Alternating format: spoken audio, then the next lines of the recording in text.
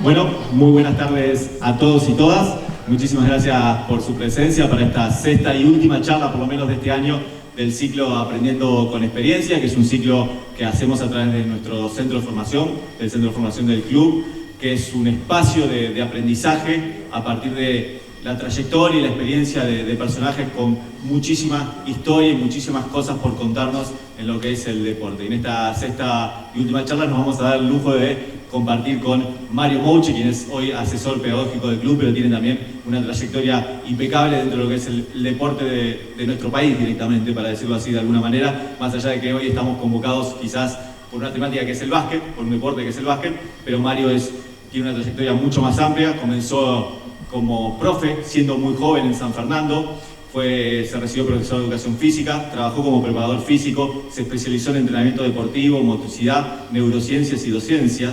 Es director pedagógico de la diplomatura Deporte y Neurociencia de la Universidad de Favaloro. Es preparador físico, ha trabajado como preparador físico en distintas disciplinas: hockey, rugby, vóley, handball, yachting y muchísimas otras más. Y hoy lo convocamos también en parte por un trabajo que lo ha destacado muchísimo, que es haber sido ni más ni menos que el preparador físico de la selección argentina en el periodo 2000-2004, cuando conquistamos ni más ni menos que conquistamos, dijo el Mosquito, no sé por qué me sumé, cuando la selección argentina, la generación dorada, conquistó la medalla de oro en Atenas 2004. Así que le pido un fuerte aplauso para Mario. Mario, te invitamos.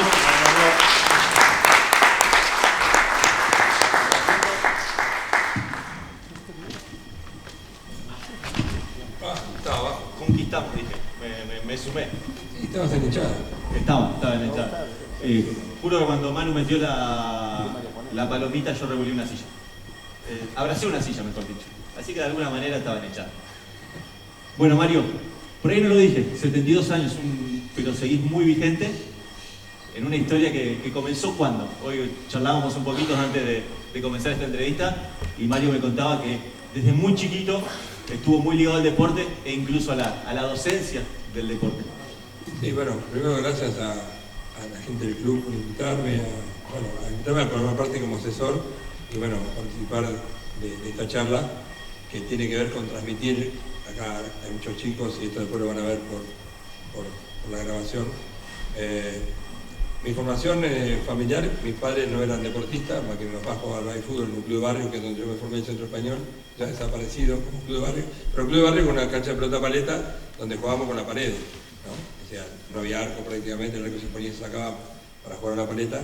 Y a los 6 años ya corría carreras en la calle por una medallita, como yo conté en la otra charla un poquito muy por arriba. Y bueno, me mandaron a una colonia como la escuelita deportiva de acá, una colonia de los sábados nada más, después en el verano era de lunes a viernes, después ya a los 12 años, bueno, fui Boy Scout, esto no te conté, pero fui Boy Scout donde de chiquito empecé a hacer actividades sociales, de grupo, y después ya me metí en la colonia y en la colonia empecé a ser adalid, líder, fui presidente del cuerpo de líderes de ese momento, lo que hoy es el CEP 13, en ese momento era el club de niños, creo que era, y bueno, mi papá después terminó siendo el tesorero crearon el Centro de Educación Física, la operadora. Bueno, ya después me quedaba en las colonias de lunes a viernes en los campamentos, daba clase, a los 13, 14 años ya tenía así, ayudante de grupo, o sea que mi vocación docente es casi de la cuna. Mi mamá nos fue formando como 4 varones y una familia numerosa, con mis abuelos, mi tío, muchas reuniones familiares, o sea que todo era un ámbito muy sociable de esa época, muy diferente a lo que uno vive hoy. Y bueno, de ahí fui pasando al profesorado, yo jugaba handball en el colegio, estaba en el centro de educación física del colegio. Yo ya a los 17 años entrenaba fuerte handball, ya cuando entré al profesorado me comí un año de banco de tercera, que hoy los chicos no tienen ganas de paciencia de esperar en el banco. Yo iba a todos los partidos de tercera y jugaba ese banco de tercera. Iba a la primera y esperaba el banco de primera. Bueno, hasta que me tocó jugar en primera, jugué en la selección argentina junior y después ya empecé a trabajar, ya a los 20 años empecé a trabajar ya recibido. Y vos me preguntabas cómo me metí en la preparación física, casi de casualidad, porque Pizarotti en el año 73 va con Menotti a Huracán y yo trabajaba en el Club San Fernando y me pasa casi el equipo de rugby y me metí con el hockey, después con el club. y ya ahí arranqué sin querer esta carrera que lleva más de 50 años, y para los que están aquí, que a lo mejor no tienen 50 años, es un montón de tiempo, pero como hay chicos que están con la expectativa del mundo del deporte y crecer, la carrera es larga y recién están empezando, pero bueno, yo nunca hubiese imaginado cuando era chico jugando en esa canchita de interclubes de San Fernando, que podía llegar acá, pero sí soñaba con ser un deportito o llegar a, como lo que dice Maradona, llegar a primera, ¿no? Bueno, uno va haciendo la carrera y va llegando casi por obligación, ¿no? Un poquito vamos a ir hablando de esa escalera, pero te quiero preguntar primero, hablaste de que sentiste muy rápidamente la vocación por la docencia. ¿Qué te atrapó del deporte para que esa vocación por la docencia la vuelques en el deporte? La verdad no sabría decirte, a mí soy muy activo, no hiperactivo. Yo creo que hoy hubiese estado en el gabinete de pedagogía internado, porque hacíamos lío en los recreos, mi mala conducta en el colegio primario no me permitía estar en el cuadro de honor, no sé por qué, pero molestábamos mucho, o sea, éramos activos. Entonces, el deporte me atrapa a mí, hoy me sigue atrapando la actividad física porque yo necesito tengo como una especie de pulsión a moverme, a hacer cosas. No se puede decir, pero el culo inquieto, decíamos hormiga en la cola, decía la abuela. Y entonces, bueno, jugábamos todo el día a la pelota, a cualquier cosa, jugábamos a la bolita, a la figurita, corríamos carreras de autito, jugábamos en la calle. Todo eso te va llevando a leer muchos libros, porque papá tenía una librería y un negocio, entonces todos los libros que salían yo los leía, podía jugar con los juguetes de la juguetería que tenía mi papá, o sea, en esa época los chicos jugábamos.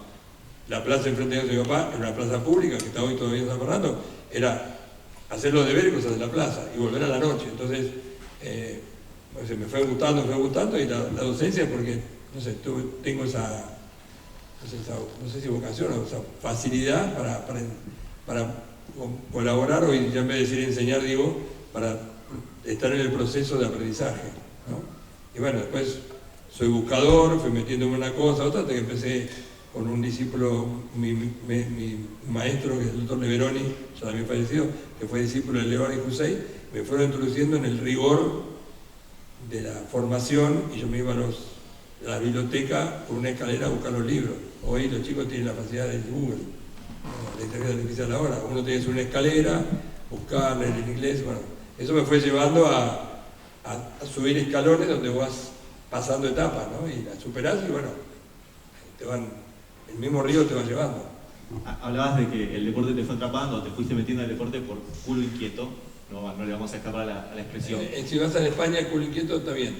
Perfecto. Porque cola es otra cosa, que aquí fue España. Te quería preguntar, ¿en qué momento te diste cuenta de la importancia que tiene el deporte para la formación de un chico? ¿Y qué valor le das a eso que tiene el deporte? Mirá, qué buena pregunta, porque yo me di cuenta cuando empecé a tener alumnos que eran grandes, me venían a hablar y a contar lo que yo había hecho con ellos. Yo tengo en la primera escuela que trabajé, ya cumplió 50 años de formarse, y cuando cumplimos 50 años de inicio de la escuela me invitaron los alumnos, cada tanto me reúno. Como ahora me voy a reunir con un grupo de jugadores de fútbol del año 84 en San Miguel. Y entonces cuando vos, con los años, te cuentan cómo vos los impactaste y sin saber que lo ibas a impactar, creo que si acá hay algunos entrenadores o papás o docentes, tienen que comprender o que escuche que a veces una palabra dicha o un juego o una acción que uno hace en forma natural impacta muy fuerte en el otro. Entonces, yo me acuerdo de un alumno de cuarto y quinto año del industrial, que eran todos más grandes que yo casi, porque yo tenía 19, 20 años y todos tenían pelo en las piernas, los alumnos que tenía yo del industrial, me dijo en un asado un día, vos sabés que vos mandaste examen a mí y todo, y a mí me dejaste un aprendizaje bárbaro. ¿Y vos quién sos? Yo ni sabía ni quién era, porque ni me acordaba, porque estaban todos grandes.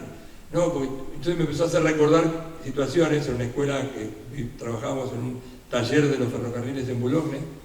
Los alumnos venían con la pala y armaban la pista de atletismo, armaban las canchas de tenis con bolsa de cebolla. O sea, esto estoy contando para el chico joven, no tienen ni idea de lo que estoy hablando.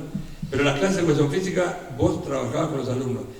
La vuelta a la vida te va llevando a que ahora, el año pasado estuvimos con los chicos de la Creación Dorada, todos reunidos, y te cuentan cosas que vos te olvidabas, o con la familia, o con cualquier alumno que uno ha tenido, o un paciente que uno tuvo que lo recuperaste, y creo que ahí es donde uno se da cuenta de la importancia que tiene la actividad física y cómo uno impacta. Y eso es lo que yo creo que el mejor pago que tiene un docente, como yo me considero un docente de vocación, es escuchar a alguien que te dice que vos lo ayudaste a mejorar. Y ahí creo que se cumple. El verdurero que te vende una buena verdura, que vos volvés a la verdulería, porque no se te pudre la verdura, también cumple un rol en la sociedad, y creo que cada uno de nosotros tiene que entender que la sociedad se construye de esa manera. Yo veo la vida de esa manera, no solo como docente, sino como parte de una estructura de la sociedad. Y vuelvo entonces al cierre de la pregunta. ¿Qué valor tiene entonces hoy en esta sociedad que de alguna manera nos toca atravesar el deporte, que los chicos practiquen deportes, incorporen hábitos, compartan equipos, incorporen valores a través del deporte? Desde tu rol de docente quizás, o de preparador físico, ¿qué importancia tiene eso? Hoy diría, es casi una medicación, imprescindible moverse en una sociedad de sedentarismo, de aislamiento, de sobreinformación. Deberían leer a Yu Chan, que es príncipe de Asturias, premio príncipe, un coreano alemán que escribe sobre esto, sobre el exceso de información y la quietud y el dedo que te maneja la vida en lugar de la hoja que vos hojeás un libro. Entonces me parece que la actividad física es con el culo en la silla o con las piernas corriendo. Creo que no hay chance. La sociedad hoy va camino a, no quiero ser con esto como si fuera uno agorero ni nada por el estilo, pero sí vamos camino a una sociedad sedentaria, obesa, mal alimentada, sub o super alimentada, porque también es comer demasiado genera obesidad, pero comer mucho y malo te genera una obesidad mórbida, enfermedades metabólicas. Me parece que también la institución en la cual estamos trabajando con Mariano y con Adrián, intentando construir una traba dentro del club como un brazo de la sociedad, que es mostrar que la actividad física es salud, es energía, es positivismo, no le quiero poner la palabra resiliencia porque es muy fuerte, pero ¿cuáles son los hábitos de llegar temprano que uno tiene? Que si vos llegás tarde, es gol. Si vos llegás tarde, es offside. Si vos llegás temprano, es offside. Si llegás tarde, te roban la pelota. Pisar la línea, el árbitro te cobra. O sea, que las reglas que te manda el deporte te van poniendo en una sociedad.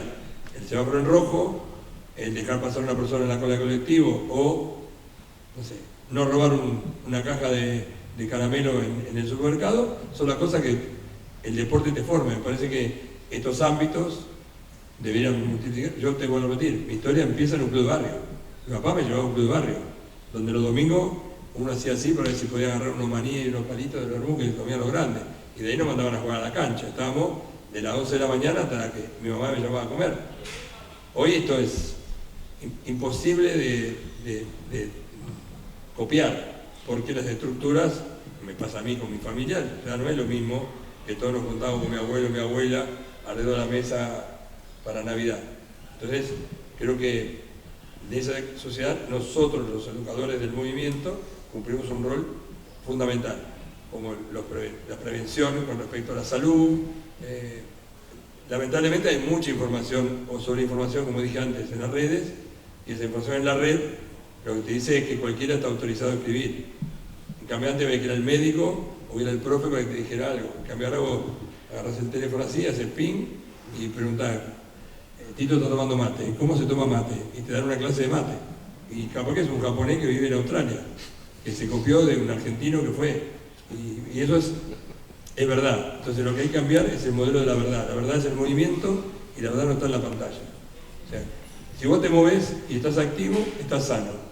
Si vos te alimentás bien y descansás, y otro tema, el sueño, para los que están acá, es un tema, porque la red también te lleva a acostarte a las 3 de la mañana. No hace falta ir a un boliche hasta las 3 de la mañana. Quedás a las 3 de la mañana en la computadora, en la cama, con sifosis por el teléfono o artrosis por el manejo de los dedos. Es todo un tema que al deportista también lo afecta. Pero también afecta a la población porque deportistas son solamente el 7, 8, 10, 15% de la población. Vamos a volver ahora a la línea de tiempo cronológica de Mario Mouche. Pizzarotti, porque cuando pensábamos en la charla hablábamos de los procesos, ¿no?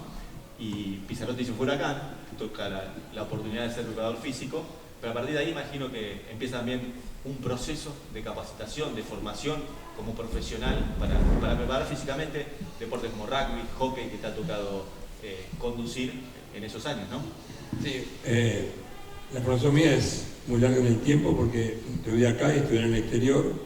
Me formé en Cuba, en Alemania. Bueno, ahora ya de grande en la pandemia estudié hasta en la Universidad de España, pero en esa época había muchos pequeños congresitos y charlas, y como era inquieto, yo iba a cualquier cosita que había, yo me anotaba.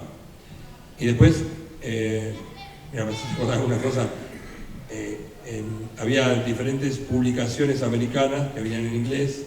Es decir, yo soy profesor de inglés, además, no ejerzo para nada, pero estudié inglés como hasta el profesorado de esa época.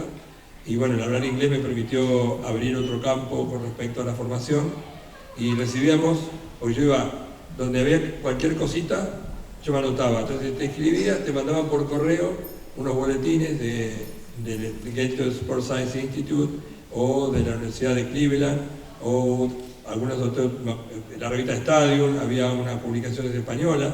Entonces yo agarraba, copiaba, copiaba. Y bueno, eso te va llevando de un lado al otro, porque buscas una cosa, después a la otra, y como te decía el doctor Leveroni, en los años 90, 80 y pico, 82, 83, me explicó que el cambio, él era muy experto en consumo de oxígeno. Nosotros en los años 70 ya hacíamos con una bolsa de Gauss y con mascaritas algunas cuestiones de estudios en el profesorado. Fue un fisiólogo muy importante, con decirles que él fue el que la ley de transporte del colectivero del descanso y los pilotos de aviones las hizo él a partir de una investigación de sueño y descanso con reacción. O sea, fíjense que me llevas a lugares muy locos de mi vida, pero ¿con quién me formé? El tipo me decía, no, nosotros pusimos unos pedales, todo, pim, pum, me contaba cómo había hecho para el colectivero. Entonces, después la Comisión Nacional de Transporte regula la cantidad de horas de sueño que tiene un colectivero, porque había muchos accidentes, ¿se acuerdan? Había muchos accidentes. Cuando se regula, el doctor Leveroni fue el que hizo la investigación. Entonces te van metiendo pequeños bichitos, ¿no? Entonces vas leyendo, y yo me metí en el mundo del entrenamiento ya importante, la técnica, el profesor Dario, bueno, varios maestros que no me quiero olvidar de todo, pero me fui metiendo ahí, y una cosa después ya es como que querés esto, después agarrar al otro, después así, y si te va bien, te llama a otro, y si vas a otro, abrís otra ventana. Es como el Windows, ¿no? Hoy me dijiste eso, que toda esa formación, toda esa capacitación te abrió puertas directamente. Absolutamente, no.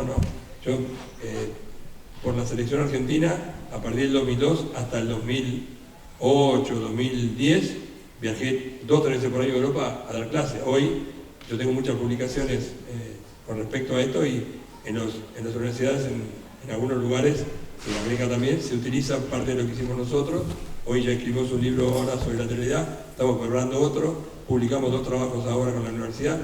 O sea, hoy si tengo 72, a veces no me doy cuenta, porque como uno está activo no te das cuenta que tenés 72. Me duele la rodilla, ¿viste? Me tengo que poner una faja para manejar para que no me duele la cintura, pero la cabeza está viva, creo que mejor que nunca. Si ustedes me preguntan a mí ahora, estoy mejor porque no solo tengo más conocimiento, sino la sabiduría, y esto para los más jóvenes, la sabiduría te la dan los años, no el estudiar o jugar o entrenar.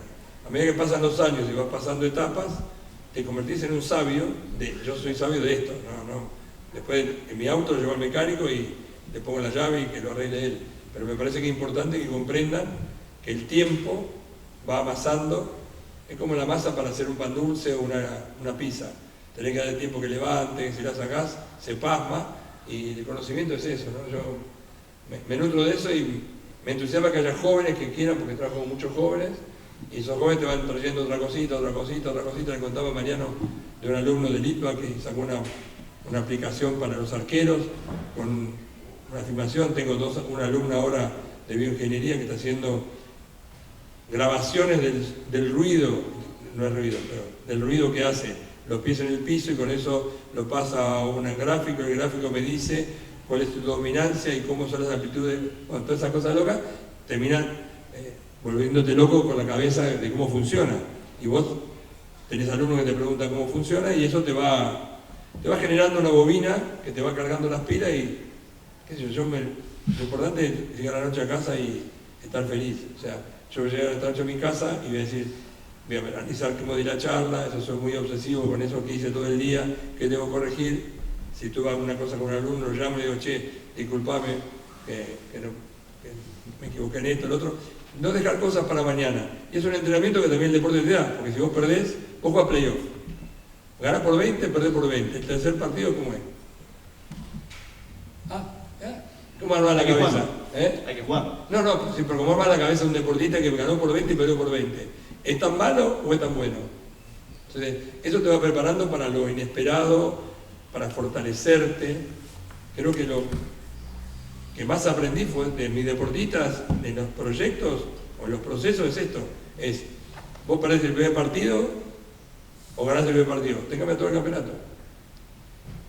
O igual, es muy exigente los calendarios, se juegan muchos partidos por año, es otro deporte, la televisación los expuso a los deportistas, ¿no?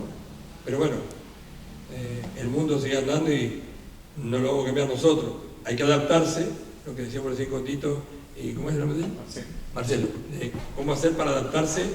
Verás que mi discurso es diferente a lo que me contaba recién, ¿no? Es cómo yo me adapto a los jóvenes, pero hasta un punto, porque si no, es como que todo no es igual y todo no vale. Las cosas son así. Si vos querés el resultado, si hay algo que soy, es estricto, es, mira, si vos querés llegar para allá, tenés que hacer este camino. Yo quiero hacer otro, listo, andá con otro. Conmigo es acá. Yo no permito, eso soy, así como tan bueno soy, o creo que soy bueno, soy demasiado duro y estricto y rígido, pero con cierta flexibilidad, pero rígido porque para llegar a un objetivo en el mundo de la vida, vos tenés que tener muy claro tus objetivos. La ética no se aplica al entrenamiento deportivo, pero la ética profesional es que vos tenés que hacer lo que tenés que hacer. Entonces me parece que ahí es donde no negocio con nadie y bueno, por el resultado te ayuda porque tenés jugadores que creen en vos. O sea, que también después es una especie de guiso que vos haciendo y sale, ¿no? Mario, jugaste al handball, los primeros equipos que preparaste fueron de hockey, de rugby. ¿Cómo te encontrás con el básquet? ¿En qué momento de tu vida llega el básquet? ¿Y cómo fuiste construyendo esa relación con un deporte que te dio tanto? Intenté ser entrenador de handball porque me estudié todo, pero un año y abandoné porque soy un desastre. No soy un desastre, sino que no tengo la capacidad para ser entrenador. También es bueno darse cuenta para que uno es capaz. Intenté, pero soy demasiado bueno para ser preparador físico, demasiado bueno para ser entrenador, pero el entrenador no tiene que ser bueno, tiene que ser demasiado estricto y no tengo la personalidad para ser tan rígido y tomar decisiones como un entrenador. Sí, en el mundo mío, pero en el mundo del entrenador, la capacidad del entrenador tiene que ser otra, ¿no? Esa capacidad no es que no la tengo para manejar grupos, pero no para el mundo del deporte, porque mi visión en el deporte es muy hacia el movimiento y la táctica no me es muy afín, ¿no? Pero bueno, ¿cómo empecé en el básquet? Yo jugué el básquet en el colegio, en los distintos colegiales, lo tuve al profesor Finger, recién recibido en el profesorado, y Tuzo y Guerrero, que eran los profesores de Ferro, fueron profesores míos, así que me quedé estudiando en el 71, 72, y bueno, el básquet no era lo que es hoy, y cuando yo voy a trabajar al Club San Miguel en el año 82, 83, como trabajaba en el fútbol, y para juntar un manguito más, ya que estaba en el fútbol, me quedaba y seguía con el básquet. Ahí lo tuve a Soligón. ¿Te ubicás a Soligón? Usted no. Un rumano, así, muy estricto. Y el equipo estaba Chuzo González, padre, era juvenil, y Manzana Muso, de Pergamino. Había que correrlos para que entrenen, muy divertido, todo bien. Y estaba Dick Van Fadden, que fue el primer americano que vino a Argentina. Cuando en el 84 se hace la Liga Nacional, San Miguel no entra. Nosotros estábamos en descenso con un partido con Vélez, acá en San Miguel. El otro día estuve con el presidente de ese momento, acordándonos de Minizales, que era el presidente del básquet de ese momento, y con el Negro Vega, el equipo de mujeres.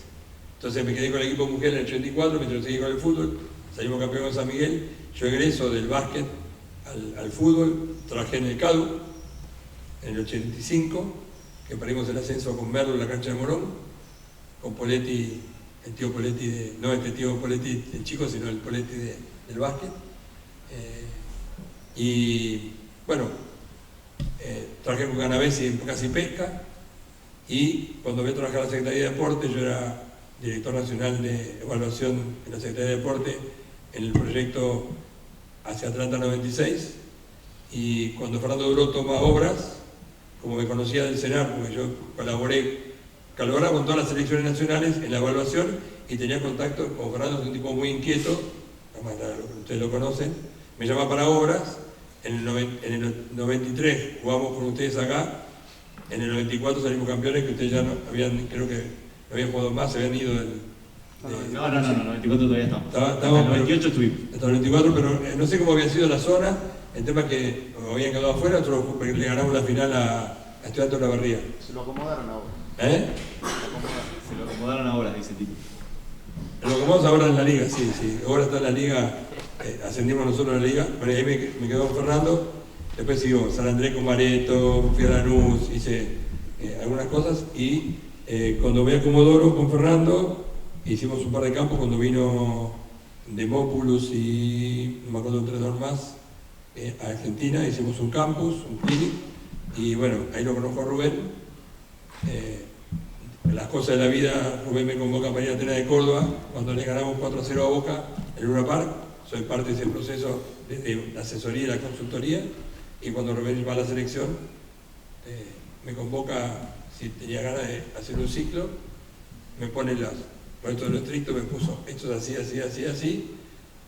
Hay una única posibilidad de error, o de fallar, o de no hacer como se... A las segundas afuera. ¿Está claro? Sí, listo, chao, la mano. Y yo me estaba yendo a estudiar a Barcelona. Así que me fui unos días a Barcelona, volví y empezó el proceso de que te contaba la cancha de Ferro con Lituania, se hace... Y después tuve todas las selecciones nacionales de toda la categoría porque... Pero detengámonos en el básquet, porque hoy hay mayoritariamente gente de básquetbol. ¿Qué te gustó el deporte? Porque ya había dejado, para esa altura, ya había dejado de ser un deporte para juntar un manguito más. Había sido, era el deporte no que... te diría que pagaba mucho. No se ganaba mucho. Pero bueno, estabas no, a mí lo que me muy atrapa... instalado en la mente. Quiero decir, el deporte te llamó particularmente la atención. No, a mí me atrapa... ¿Viviste toda la transición de lo que fue la creación de la Liga Nacional en esa época? A mí me atrapa el deportista que quiere entrenar. Vos me traes Juancito Pérez o María Fernández, que no saben nada y quieren venir todos los días a entrenar conmigo, yo los entreno exactamente igual que el mejor deportista del mundo, porque a mí el compromiso que tiene la persona con la actividad es la que a mí me enamora. Y el grupo de Fernando Duró, ustedes lo habrán visto, ese grupo todavía nos seguimos viendo con algunos, y hizo historia como grupo, y entonces ese compromiso de que no cobrábamos, Dennis Steele, que para mí fue un maestro como jugador de un montón de cosas, lo que yo hoy hago con los pivots, me atrapa yo tengo otro montón de otros casos, pero me atrapó por la dinámica, todo lo que quiero, pero bueno, después yo me fui metiendo y viste cuando vas ganando, te llaman y vas ganando y vas así y empezás a laburar.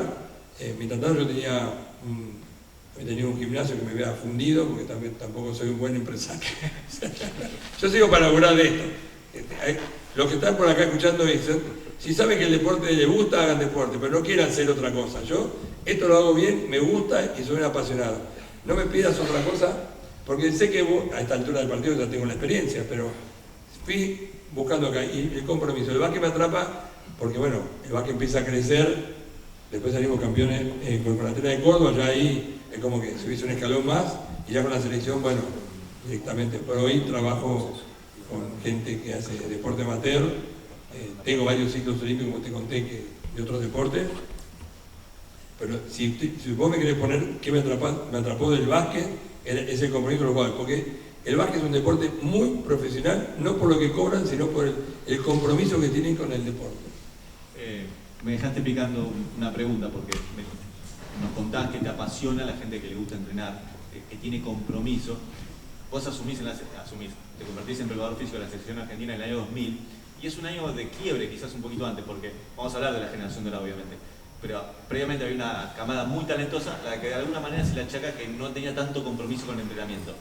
Llega por otra camada que parece ser que se enamora de ese entrenamiento. Lo viviste así, supiste de eso, lo viste, esa pasión por entrenar en la generación, en lo que después fue la generación dorada. Sin decir quién, porque trato de mantener la privacidad, pero bastante charla porque yo también entrené antes de la generación dorada a jugadores de básquet en la liga, y eran esos mismos que vos decís que no tenían compromiso. No digo que no tengan compromiso. No, sí, no tenían el... Yo te entendí perfectamente, porque lo sé porque lo he hablado con ellos.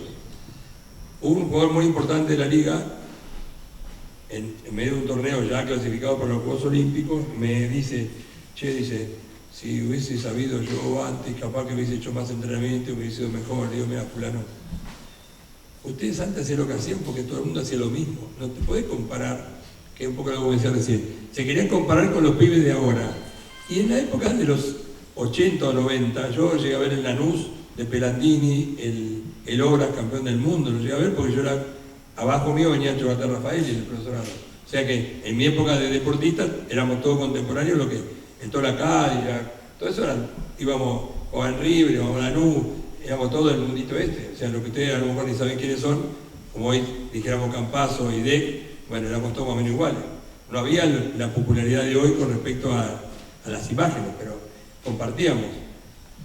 No lo podés comparar porque había jugadores talentosísimos, súper talentosos, pero nadie entrenaba. No es que estos pibes entrenan y esto... No, nadie entrenaba. Mareto hacía pesas, Denis Gentile hacía pesas, el de Mar del Plata, ¿cómo se llama? Ahí, ¿qué me sale? El pivot de Obras. Perazo, el gurí Perazo entrenaba, los demás eran todos flaquitos. Entonces, no se claven los puñales, muchachos, con lo que antes no hacían pesas si hubiesen hecho pesas, porque nadie hacía pesas. En el rugby, cuando entrené rugby, entrené también inclusive los Pumas, meterle las pesas a los jugadores era una locura. Ahora que no se pesan, pues con el rugby. O sea, son otros tiempos. Lo que vos entendés, lo he charlado con algunos y lo dejé tranquilo como diciendo, el talento que vos tenías, si lo hubiese puesto peso, capaz que la rompía en esa época. Hoy, vos agarrás cualquier jugador de NBA, porque los jugadores de NBA tampoco hacían pesa. Porque Magic Johnson no tenía el físico de LeBron James. Bueno, entonces hay que hacer es muy fácil a veces decir los de antes no hacían nada. Quizás a lo mejor, porque fui partícipe necesario de todo ese proyecto, pues eso, uno ha visto todo. Entonces, quizás, yo te leí una cosa de un señor o una señora que había cumplido 100 años, que había visto toda la historia argentina. Claro, cuando vos cumplís 100 años, ¿quién te puede mentir? Si vos fuiste partícipe de todo. Entonces, en el mundo del deporte, del año 68-69, acá, es como que fui partícipe necesario de afuera, de adentro, ricotado, en directo. Cuando vos mirabas el gráfico del martes para ver todos los partidos. Y la foto, no había. Hoy, haces el gol y ya tenés en el Instagram el gol. No hay posibilidad de procesar. Entonces yo no sé si es mejor o peor. No lo quiero comparar, pero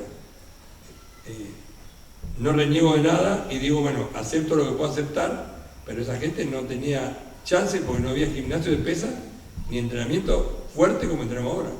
Sí, quizá la pregunta que quedó en comparación, pero también apuntaba a... Yo asumo lo que te respondo, no te preocupes. Vos hiciste bien la pregunta y te respondí como quise. Si vos te encontraste en ese grupo, en el año 2000, o cuando comienzan a preparar el premundial de Neuquén 2001, encontraste esa pasión, la viste en ese grupo. Ahora hablamos de la generación, del grupito este. Grupito. Sí, es que para mí son los chicos. Yo tuve mi decía, pero no pensé que los chicos son todos grandes, pero me siguen siendo los chicos que entraban conmigo. Porque las locuras íntimas que hicimos, como yo decía, no hay filmaciones, no había teléfono, no había cámara, nada. Ir en una combi, 15 flacos de 100 kilos o más, moviéndose, que el chofer diga, pare muchachos porque volcamos. Entonces iban cantando el entrenamiento, volvían cantando el entrenamiento. Si vos querés te miento, pero no había un coaching, o yo estudié para ver cómo armamos el grupo, ni Rubén. El grupo se fue armando, creo que aprendimos todo el grupo. Pero ese grupo en Valdivia, entramos doble turno, como si el sudamericano no existiera, porque íbamos para el Olímpico de Neuquén. Y eran casi tenía una carnicería los entrenamientos, porque además ellos entrenaban con una dureza como si fuera un partido, y siempre digo lo mismo, el suplente, quien sea, le pegaba tanto y jugaba tan fuerte con el titular para que cuando el titular jugara se bancara a uno que le iba a pegar. O sea, el suplente hacía de suplente, pero no de suplente, hacía de contrario para entrenar que el equipo gane. Entonces cuando vos tenés un grupo que ya ahora no con esa pasión, sino con un espíritu de grupos, donde todos, lo habrán visto ahora, se fueron todos de viaje, se hicieron amigos, algunos fueron quedando en el camino, de lo que fueron los 12, pero no se quedaron en el camino porque siguen conectados. Y vos te encontrás con que bajo la lluvia, en el frío de Valdivia, en la humedad, entrenaban a la mañana y a la tarde. Los 3 jugadores que no estaban en el equipo para el sudamericano, que después fueron al premundial, antes de los partidos de la noche, entrenaban a la tarde con Tolca. Fernando se quedaba preparando el partido con Rubén, yo me iba con Tolca. Yo me iba antes en un remis a hacer la entrada en calor del equipo que iba a jugar. El grupo ese se iba a al hotel y venía a ver el partido. Esa dinámica hoy, yo te digo, con una retrospectiva, es la que formó ese espíritu para que después Escola se baje de un avión, viniendo de Japón, el 6 Aeroparque Neuquén, camiseta y entra a jugar. O sea, yo a los jóvenes, cuando se creen que estos pibes hicieron todo eso así, estos pibes hicieron un montón de cosas para estar ahí. No fue magia, no fue casualidad, ni alguien les regaló nada, sino que hicieron muchas cosas y pasamos muchas cosas complejas, porque no se viajaba en primera, porque íbamos a hoteles lo que se podía pagar, porque comíamos lo que podíamos comer, porque imagínense que siempre digo cuando doy la charla de Camino al Oro es 2001-2002, 5 presidentes en una semana, y el CENAR tenía el de 5.000 calorías, apenas te servía para 2.000, había que suplementar, o sea, y las juveniles y los cadetes había que entrenarlos, y bueno, todo eso fue, a mí personalmente me fue formando como una especie de coraza y un aprendizaje que hoy, con todo lo que hay, yo te digo que lo hago casi caminando, porque no tengo que hacer ningún esfuerzo. Vos hablás, che Mariano, conseguí un pizarrón. Mariano trae un pizarrón. Che Mariano, conseguí 2 pelotas. Compra 2 pelotas. Antes, otro jugador decía que mi auto era un kiosco, porque estaba lleno de pelotudeces. O agarré el baúl y estaba la soguita, la bandita, la escalerita, la pelotita, todo. Entonces, no había gimnasio de pesas como hay ahora, había más o menos. Pedíamos que cada lugar donde fuéramos nos dieron. O sea, después tuve que luchar con esto de hacer pesa todos los días, qué tipo de pesa, cómo hacer, cómo la puesta a punto, los cronogramas. Y cada uno de nosotros fue poniendo un granito de arena en un engranaje, los dirigentes hicieron lo suyo, y los jugadores pusieron el alma. Jugando con el alma me parece que es una serie interesante porque cuenta el backup de, bueno, ese video muestra cómo hacíamos pasadas en las pistas de atletismo en Córdoba, donde Milanesio, Campana, todo ese equipo, si ustedes lo vieron, era un violín. Le hicieron cuerpo a cuerpo en el McDonald's en París a los equipos importantes del mundo. Bueno, es porque entrenábamos, con Rubén entrenábamos, jugábamos el domingo, el lunes se hacía en la mañana de entrenamiento. O sea, esto te va llevando a tejer, como digo, una bufanda, que cuando tenés el resultado decís, uy, magia. No es casualidad, y es el fruto del esfuerzo de muchas cosas. Vos cuando haces preguntas me llevas en el camino. No lo tengo olvidado, pero están por ahí dando vuelta muchos colectivos, muchos aviones, muchas veces de no tener ropa de entrenamiento porque en el 2002 no te entregaban la ropa a las empresas. Entonces a veces había que suspender el entrenamiento y decir cualquier cosa. Leanse el libro de Magnano, que cuenta con mucha más memoria que yo, todas las peripecias de su vida profesional, desde, bueno, como yo en los clubes que estuve, pero él lo tiene en un libro, yo no tengo tanta memoria, y bueno, hemos pasado lo que hoy es una plataforma, una aplicación. Yo con el viejo Leveroni, cariño viejo, era un velcro con un cable y vos saltabas a un cronómetro que te decía cuántos segundos era y tenías que sacar una fórmula para sacar el salto. Hoy, con un teléfono te dice 46, 48 y nadie sabe para qué sirve. O sea, te dan el dato y no sabes para qué sirve el dato. Yo no tenía que construir el dato. Con la selección pasó lo mismo. O sea, había que tomar planilla de evaluación, te traían 15 jugadores y te decían, bueno, en 2 días tenemos que tener 12, 13. Tenía que hacer magia. Hoy lo hablamos con Mariano, con la doctora que vino, bien pedancia, vos te pones arriba de la máquina y te dan todos los datos. Antes bien, hacer esto, lo otro. Yo creo que hay muchas cosas que en retrospectiva parecen épicas, pero hoy se pueden hacer mucho más cosas y creo que la parte humana de este grupo, o de los jugadores especialmente, es lo que hizo la diferencia, ¿no? Te voy a consultar como profesional, en este caso como jugador físico, como, te cobro, como cuerpo técnico. No. Pues si vas a hacer una consulta, no, paso. No, el cuerpo técnico. Siempre se habla de un cuerpo técnico se tiene que adaptar al plantel que tiene. En este caso, dadas las características del grupo que se formó y con el que se encontraron, ese cuerpo técnico, Rubén Mañano, Fernando Duló, Enrique Tocaquier, Mario Mouche, ¿se tuvo que adaptar al grupo o pudieron imponer una agenda, un cronograma de trabajo y a partir de ahí ir creciendo, aprovechando las virtudes que tenía el grupo? Mira, eso habría que preguntarle a Rubén tácticamente. No. Hablo para sí. La organización sí la manejábamos nosotros. O sea, el entrenamiento era de acá a acá, estos son los horarios y el jugador puede decir voy a la concentración o no voy a la concentración. Después con respecto a la táctica, si se adaptó Rubén a los jugadores a Rubén, ya no sabría decirte porque no soy experto en táctica como dije antes. Sí, esto es, a veces cuenta, esto profesional, Rubén me pedía a mí que los jugadores defendieran, que tuvieran intensidad y que pudieran llegar en menos de 5 segundos al aro contrario.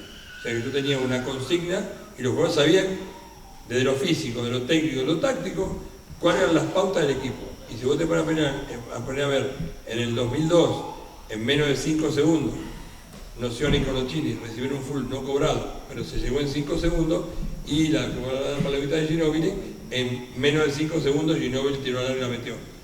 Si vos ahora vieras cualquiera de esos partidos, vas a ver que muchas acciones del partido terminan en menos de 5 segundos, y los jugadores estaban presionando. Entonces había que prepararlo para eso.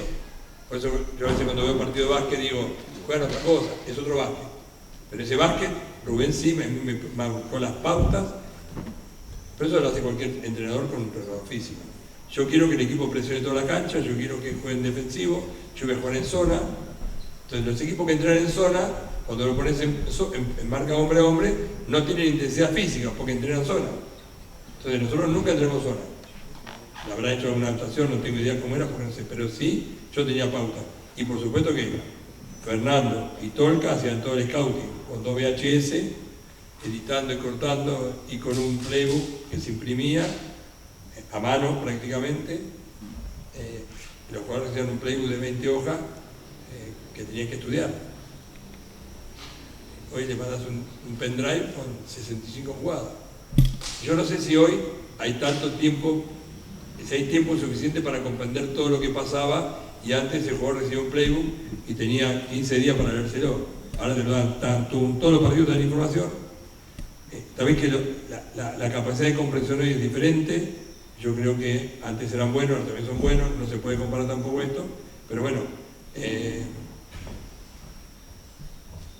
estamos hablando de la historia, y como hablamos de la historia yo estoy haciendo un relato, no sé qué hice, pues no estoy consciente de que esto yo te puedo mostrar unos cuadernos de la planificación, después se fue escribiendo la planificación y el resultado final te dice esto, pero esto es un relato de lo que pasó en la historia, hay que tener claro esto.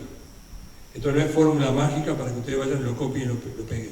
Esto es un relato histórico de un equipo que es histórico en el país, en el mundo del básquet, los últimos creo que no sé cuántos Juegos Olímpicos, el único que salió campeón además de Estados Unidos es Argentina. Eso es muy fuerte para el mundo del deporte, uno es parte de esa historia, pero ojo, no nos confundamos, esto es un relato. Lo que estamos haciendo ahora es, yo les cuento cosas que si quisiera imaginar y mentirles, les puedo mentir, porque no hay datos. Pero sí es cierto que lo que ustedes vieron en la cancha fue producto del trabajo y el esfuerzo de un montón de gente que se concentró, le puso ganas, y como son amigos, no había ese ego que hablamos recién de que yo se la paso o no se la paso. Hasta inclusive había bromas, que no te lo puedo contar porque son consignas de ellos, bromas que se hacían durante los partidos. Entonces, tienen esa capacidad, porque ahora que nos juntamos, vos lo viste, les pasó cuando fuimos ahí, cómo disfrutamos, y eran los mismos pibes con 20 años más. Entonces, cuando vos lo ves actuando hoy, no digo a todos, para honrar uno por uno, sino vos lo ves actuando en el mundo, en cada uno en su lugar, sigue teniendo una impronta de ese ejemplo, que para mí lo mejor que dio este grupo es el ejemplo. Nosotros como cuerpo técnico, como una especie de exigencia o una rigurosidad profesional con respecto a no claudicar en un montón de cosas que te dan la pauta para llegar al final, y en los jugadores en ser totalmente responsables con el descanso. No tenía el problema de los celulares. Yo iba al hotel y decía, no se pasa más llamada a partir de la noche, y no había más llamada. No había posibilidad que te llamen. Hoy, con el celular, es otro mundo, pero era muy, yo creo que igual lo hacen ahora, lo hicieron ahora, porque son muy responsables, y creo que los jugadores también lo hacen ahora, si no, no pueden rendir. Jugar en un Panamericano, un Juego Olímpico, en una ¿cómo es? La Copa Europea, ¿cómo es el nombre ahora? Esa es la Champions League, ¿no? La Champions no, del fútbol no, hablo del básquet ahora. La Euroliga, que juegan, viajan, van, vienen, suben y bajan, si no se cuidan se rompen y no rinden. Y hoy los entrenadores también tienen un montón de otros controles, los anillos de control de sueño, aplicaciones, te suben, te bajan, te miden. Hay algunos que si venís con 1 kilo de más la pretemporada te descuentan plata. O sea, hay un montón de otro tipo de cuestiones. Estos pibes eran unos leones, unos animales entrenando. Y hice cosas muy locas. No para contarlo porque no tiene sentido. ¿Quieres contar alguna? No. Sí, o sea, después de entrenar algunos decían, vamos un poquito más porque no me cansé. O sea, era un poquito más, pero no viene el caso en el sentido de que se quejaban pero hacían. Se quejaban porque entramos muy duro. La pretemporada en Colón fue histórica, pero además hicimos baños con los médicos, con sales al mediodía y a la tarde, después del entrenamiento, con un control, con masaje, con kinesiología, con rehabilitación. Éramos un cuerpo técnico profesional. O sea, había 7 minutos al mediodía, 15 minutos a la tarde, después de entrenamiento, un trabajo con sales, que no sé qué tenía, porque yo no participaba, el médico disponía pila, yo iba ahí, que yo trabajaba pila, y estaba allá, hacíamos todo así, los jugadores, sin chistar. O sea, si había algún tema se consensuaba, pero, porque tenés que escuchar al jugador, pero había cosas que no se negociaban. Estamos hablando obviamente de Ginóbili, de Scola, que hoy los vemos de alguna manera como extraterrestres, pero no lo eran para nada.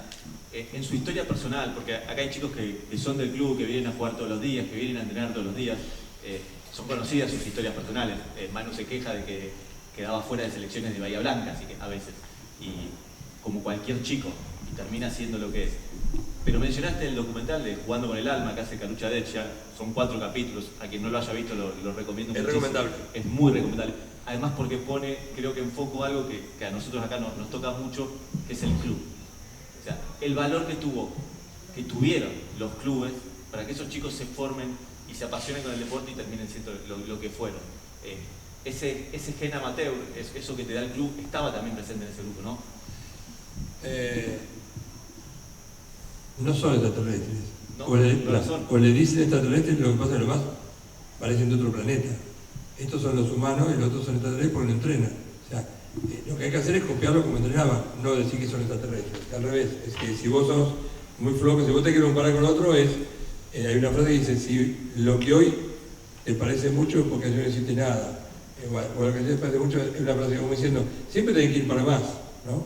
Pero sí, yo empecé hablando de mi club de barrio, o sea, y Rubén tuvo su club en su ciudad, Fernando tuvo en Galicia, Torca viene de, no me acuerdo que, creo que de Acojo, Maccabi, no sé así, de Córdoba, Ferro, se formó en Ferro, los jugadores, Fabricio cuenta ahí en el documental, cuando se iba en colectivo de Las Varillas a Córdoba, en su club de barrio, como, bueno, creo que esta institución, en una ciudad, cumple ese rol y lo importante es que pertenecer a la institución, porque además después, ahora pertenecen a la generación dorada.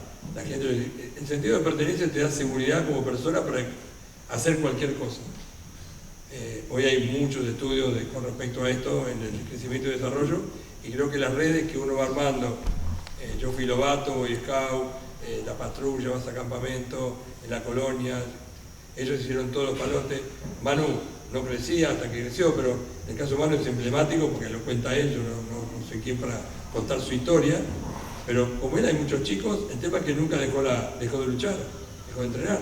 Entonces, los fundamentos es importante que sepan que para subir las escaleras tienen que construir peldaño por peldaño, no se puede hacer una escalera con el último peldaño, sino hay que empezar escalón por escalón, y después es tiempo. Y lo que estos chicos, bueno, los 20 años de la Liga Nacional del 84 al 2004, podemos analizar la liga hoy. Lo que pasa es que también los clubes están en un país y una economía de país y una economía de las ciudades y de los papás y de las familias y la crisis familiar y la crisis de comunicación y el aislamiento con las redes. O sea, hoy es otro mundo diferente con los clubes en otro mundo. Pero sí, el club me parece que es la célula madre, la familia y el club, ¿no? Y pertenecer, yo no fui a un club porque en mi época en Cruz San Fernando mi familia era muy sencilla, laburante, yo fui a la colonia del CEF, pero era como el club de niños, después la colonia, pertenecer a algo. Vos tenés que pertenecer a algo, no puede ser el loco que está con uno en Japón o en China jugando, que no sabe quién es. Me pasó el otro día en la jornada de la Asociación de Medicina y Deporte, que yo hace un tiempo ayudé a una chica del Chaltén, una rescatista, con respecto a lo que hacemos de lateralidad, el tema de cómo subir la montaña y todo, tenía unos problemas. Y charlamos mucho por internet en época de pandemia, bueno. Y yo termino de dar mi charla y me dice, ¿usted es María Monche? Sí, yo soy la chica que le llamó del Chaltén. Digo, pero qué loco, nos dimos un abrazo, nos conocíamos por las redes, pero no nos habíamos tocado, no nos habíamos hablado. Y me encantó porque, digo, ¿te diste cuenta? No son las redes, nos conocíamos pero no nos conocíamos, porque si vos no me venís a hablar, pasás desapercibida. Entonces me parece también, el club tiene eso, el acercamiento, que los padres vengan, y cuando escuchen esto, los padres tienen que involucrarse. Mi hijo hizo remo en Canottieri, corrió el campeón mundial con Juan Cruz de acá, he corrido en Canottieri con Juan Cruz Fernández, y Juan Cruz dormía en mi casa. O sea, cuando venía allá era como su familia. Y bueno, eso también a él lo formó en su vida profesional. Han estado en los equipos con los mayores, con Santiago Fernández, fue timonel de todos esos equipos. Y bueno, pertenecer es lo que mi hija es bailarina, era bailarina, perteneció a una compañía de baile, pertenecía a un grupo. Y eso te va llevando a ser alguien, que vos sepas que sos, aunque seas el que barre el piso o el que prende la luz, pero tenés que pertenecer. Y eso me parece que tiene que bajarle línea a la comunidad. El punto culmine de este ciclo 2000-2004 de la selección argentina, obviamente es los Juegos Olímpicos de Atenas. Te lo consulto, ¿cómo lo viviste, cómo lo seguiste y qué sentiste cuando ese equipo llega al oro? Bueno, yo viví de Buenos Aires, por cuestiones que no vienen al caso, no viajé. Y lo viví con el audio de voz, a la distancia, pero con una sesión diferente porque yo hice todo el proceso hasta que el equipo viaja a Atenas y yo me vine a Buenos Aires. Y es un orgullo porque mis maestros me llamaron para felicitarme. Entonces, inclusive uno me dijo, yo sabía que vos, Alberto, de joder, no me mientas, como dice, no, yo sabía cuando yo estudiabas en el año 70 que te voy a hacer inquieto, sí, pero de ahí a poder anticipar que uno puede hacer esto, no, con mucho orgullo. Y la verdad que me dio mucha seguridad el resultado porque vos podés chequear que lo que haces funciona. Vos podés entrenar, te vas al descenso 4 veces, trabajás bárbaro, pero los juegos son malos, entran malos, las circunstancias, no sé. Mucha seguridad y un orgullo bárbaro porque además, a medida que pasa el tiempo, en esta charla, yo vuelvo a dimensionar qué hicimos. Y eso también te genera un compromiso muy grande, porque formar parte de un cuerpo técnico campeón olímpico te carga de la responsabilidad, a la que asumo con orgullo, porque vos tenés que ser ejemplo para otros, porque si no, te subís a la moto y después haces lo que querés. Entonces ahora yo tengo más responsabilidad que antes. O sea, no puedo decir cualquier cosa, no puedo hacer cualquier cosa, no puedo actuar. Igual, quiero que sepa que soy honesto con mis convicciones y no hago nada forzado, ¿no? Los que ya me conocen saben que no hago nada forzado, pero creo que eso te carga de responsabilidad. Con mucho gusto lo asumo y creo que es importante que sepan, quienes escuchan esto, que las cosas te dan y te quitan, pero te dan más de lo que te quitan. Lo que pasa es que cuando te quitan te enojas, entonces si te enojas, perdés. Y entonces también te forma la personalidad de no enojarte cuando las cosas no salen. La frase mía de las charlas es: el que sabe lo que busca siempre entiende lo que encuentra. Es que cuando vos tenés claro dónde vas, no te importa absolutamente nada, todo lo que pasa es que vos sabés que vas a llegar allá. Yo no sé a dónde vamos a llegar a la charla, vos sí, No, tampoco. No, y además nos queda la pregunta de los chicos y las chicas que están presentes, así que no sé para dónde vamos a terminar la charla. Pero sí, para redondear esto, cuando hablamos cuando empezamos a pensar la charla, le pusimos el camino al oro. Entonces yo te pregunto, ¿qué es el camino al oro? Yo te dije camino al oro, no el camino. No querías Quiero ser honesto. No querías él.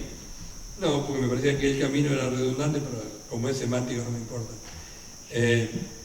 Porque el camino al oro es como la charla que di la otra vez acá. El oro no es la medalla, sino el oro es lo que la sociedad hoy valora. Pero mira, te voy a contar algo que es interesante. Hay una comunidad en Colombia, si alguien conoce Bogotá, está el Museo del Oro, donde el oro era lo que ellos hacían: cuchillo, tenedores, cuchara, aro, plato, todo de oro. Y una vez al año, en una balsa, iban a un lago a ofrendar oro para que los dioses le den buena cosecha. Imagínense hoy tirando oro a un lago. O sea que también el oro es un baremo o un nivel de valor, como la sal en su momento, la carne, el charqui, el agua hoy quizás, es lo que dice la gente. Pero creo que el oro es emblemático, es poder llegar. Entonces el camino al oro es todo el esfuerzo que tenés que hacer para llegar a lo que te propones. Si vos querés ser arquitecto, el camino al oro es el título, después del título viene el coso, después del coso viene el coso, después el edificio no se te caiga, y después vienen los hijos. O sea, la vida es, a la frase que alguna vez le copié a Ratín, que siempre estaba llegando, o sea, ¿por qué pudo jugar tantos años? El Ratín, y saben quién es muchos de ustedes, era un jugador de Tigre, yo soy hincha de Tigre, jugó en Boca, y entonces le preguntaron, ¿cómo había podido jugar tan viejo? Y vos le preguntás a los chicos de hoy que llegan a los 40 a 41 años, es que siempre están llegando, porque vos fijate lo que le pasa a algunos entrenadores o jugadores que salen campeones y después juegan mal. ¿Son fracasados? No. Si vos saliste campeón este año, el que viene no salís campeón. Entonces, también ese aprendizaje del camino al oro, que tenés que ir cambiando los objetivos y saber que si salís tercero, cuarto, quinto o último, ¿qué tenés que hacer el que viene? Y ese camino es, creo, y permítanme la frase, hasta el minuto, el segundo antes de morirte, porque seguís viviendo. Entonces, el camino al oro es el camino de la vida. Uno va y va y va. Te podés quedar llorando en la habitación porque te peleaste con el perro o porque perdiste el campeonato, pero no te sirve de nada. Y salir campeón tampoco te sirve de nada, porque al otro día 0-0. Si vos salís campeón hoy, ¿y qué haces después? No le puedes decir al equipo, primera fecha, mira, que yo soy campeón, así que respetame, lo tenés que perder, no lo puedes decir. Entonces, también esa responsabilidad te permite eso. Creo que más que un camino es un trayecto, ¿no? ¿Y cuál fue el trayecto que elegiste después del 2004? Entiendo que uno pasa el 2004, pasa la medalla de oro en Atenas, es un éxito, es un campo que se logra, pero después se sigue, como lo decís vos. ¿Qué trayecto elegiste posteriormente a todo lo que fue ese ciclo con la selección argentina? Voy al 2002. En pleno Indianápolis, yo presento mi tesis para ser licenciado de alto rendimiento y perdimos el campeonato, y entonces vuelvo y empecé a seguir estudiando. Y lo que siempre decía yo, digo, es que los resultados deportivos me encontraron haciendo otras cosas para poder continuar creciendo. Entonces, hoy soy director de una diplomatura, investigo, tengo mi laboratorio de movimiento, seguí trabajando en equipos. No me importa dónde trabajé, dónde trabajo, no importa la calidad del club, de personas, sino donde, como acá me siento cómodo, que hay un grupo de personas que quieren jugar para adelante. Entonces, no me quedé sentado o acostado arriba de la medalla como ninguno de los jugadores se quedaron. Y es el consejo más que nada, a veces el fútbol transmite esto por el tema de la exposición pública y el dinero que mueven, pero si uno tiene una empresa tiene que sostenerla. Pero me parece que me encontró en un buen momento personal y profesional como para poder potenciar lo que estaba haciendo por afuera. Entonces, ya estaba cursando, después ya en el 2004 empecé a publicar, a viajar, di y sigo dando no tantas conferencias como esta o charlas, pero bueno, por eso dije que es un relato el 2004. Es una historia que uno cuenta, no es que vengo a hablar de yo. Cuando vayan a los chicos jóvenes para otro lado, porque están con una persona que se pone por delante de ustedes. Y lo que aprendí del mundo del deporte es que no hay yo, hay nosotros. Entonces, como yo venía con esa formación de mi parte deportiva, profesional y de equipo, me permitió crecer mucho más y saltear la muralla del oro para no quedarme solamente hablando todo el día de sí, porque cuando estábamos con Ginóbili, cuando estábamos con Roberto, cuando estábamos... Sí, hoy lo contamos como una historia y cuando me encuentro con alguno de ellos o charlo con alguno de ellos, hablamos como en esa época sin hablar de qué hicimos, porque lo que hicimos ya está. Entonces fíjense que ninguno de los jugadores habla de la medalla. Ahora, ¿qué le cambió la medalla? Y esto no nos pusimos de acuerdo, no hicimos una charla posterior ni anterior, nada. Yo con algunos chicos de las formativas, bueno, ustedes vieron acá la historia de Tracy, pero con muchos de estos chicos nos encontramos o hablamos o le piden consejos y eso es lo que trasciende. Y ahí creo que uno es más útil que en ese momento. Buenísimo, Mario. Vamos a seguir con la charla. Pero la luz para poder verlo. No, vamos a abrirlo. Hay muchas chicas están las chicas sí. de las que les pido perdón porque iba a ir hoy, pero tuve reunión con una médica y no pudimos ir al entrenamiento de las chicas, así que ya voy a ir al entrenamiento de las chicas. Hay profes de lo que es la estructura del básquet del club, así que tengo preguntas en ese sentido, pero me gustaría que si alguno se anima a preguntarle a Mario, quiere hacer alguna pregunta. Nosotros desde acá no vemos nada, así que levante la mano. ¿Puede prender la luz de ahí o se complica la situación? Yo para verle. Chicas, a ver. Bueno, voy yo.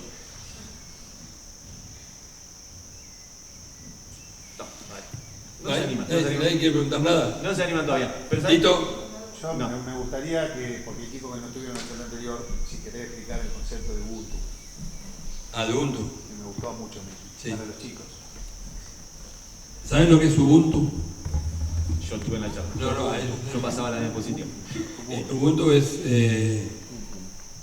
yo no puedo ser, se lo resumo rápidamente, yo no puedo ser feliz si vos no sos feliz. Es un concepto de una tribu africana, todos somos uno. Es muy de filosofía también oriental, pero es muy gráfico. Yo para ser feliz tengo que estar feliz al lado de una persona que es feliz. Y me parece que en los equipos que ustedes juegan, tienen que disfrutar el juego siendo felices con sus compañeros. Y las peleas no les sirven al equipo, pero tampoco les sirven a ustedes, porque cuando uno se enoja gasta mucha energía y desde la neurobiología altera el movimiento y desde lo que sería el cansancio se agota y no va a cambiar nada si no se pone de acuerdo. Entonces el Ubuntu es interesante porque yo soy yo si estoy con vos y si soy feliz, si trabajamos en equipo y bueno, después si quieren se lo vamos a pasar, pero me parece interesante. Sin saber todo eso, este grupo que hablamos recién construyó ese espíritu de equipo sin hacer un curso ni tener un objetivo de armar el grupo se fue armando solo y bueno, ahí están. Hoy la mística sigue igual, ¿no? Aunque no haya resultados deportivos, la mística del grupo sí se fue llevando a los jugadores y hoy los jugadores quieren ser parte de la selección argentina. Han construido un legado y ellos mismos lo han alimentado. Por ejemplo, lo han visto cuando el anteúltimo mundial, cuando Argentina es subcampeón. Todos los jugadores de la generación dorada se prestaron a hablar y salieron a hablar bien del equipo. Cuando uno ve que eso pasa en fútbol, siempre hay alguno que critica, no, porque en mi época, no. Y a mí me llamó la atención como muchísimos integrantes de la generación dorada, sabiendo que eran otros los que estaban teniendo un éxito similar al que ellos habían tenido, fueron totalmente elogiosos, siempre muy abiertos y siempre predispuestos a seguir construyendo con lo que hay. Esto está pasando hoy con el equipo de fútbol, la selección. Yo te lo escuchaba a Bianchi hablando de Scaloni y es interesante, porque lo catalogaban como un entrenador sin experiencia, menos mal que no tenía experiencia. Sí. ¿No? Entonces, igual, vuelvo a decir, Scaloni está contando una historia lo mismo, porque antes de empezar nadie había dado pesos. Y bueno, severamente, y están haciendo muchas cosas bien como para que la cosa pase. Hoy cuando hablamos... Dale, a ver si alguno ahí se anima. Pero, vayan preparando alguna pregunta, dale. Vamos las chicas, los chicos. Yo tengo una. A ver, Mariano. Yo tengo una. Una vez escuché, Mario, que en declaraciones, algunos jugadores, incluso hasta Manu Ginóbili planteaba que vos eras de las personas que más los cuidabas a ellos. ¿Los cuidabas de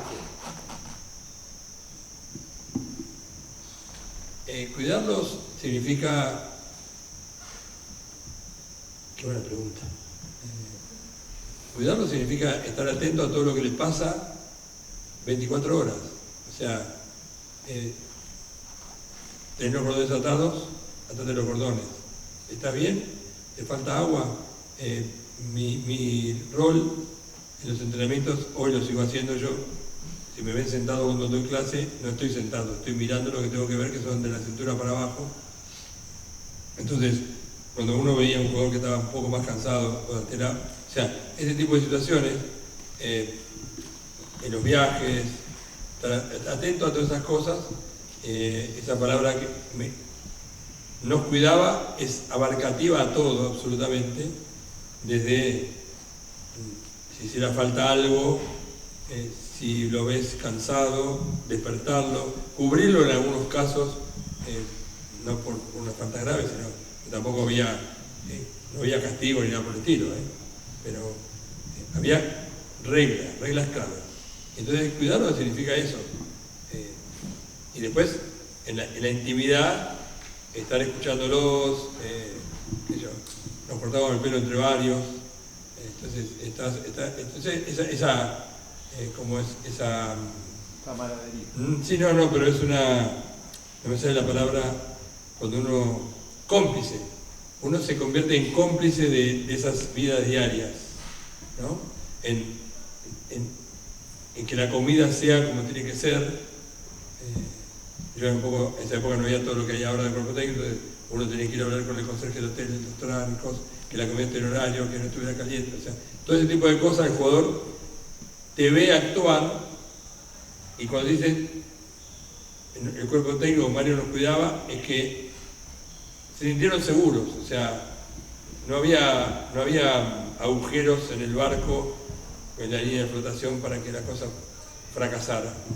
Hubo un montón de situaciones complejas, pero me parece que vos ya me viste trabajar y yo naturalmente, no es que cuido como palabra, pero vos estás atento a todo lo que pasa. Entonces, eso es lo mejor que te puede pasar, que un deportista diga, vos me cuidás. O sea, nosotros tuvimos muy pocas, prácticamente no tuvimos lesiones, no hubo conflictos complejos, hay mucho más de prensa amarilla que de realidad.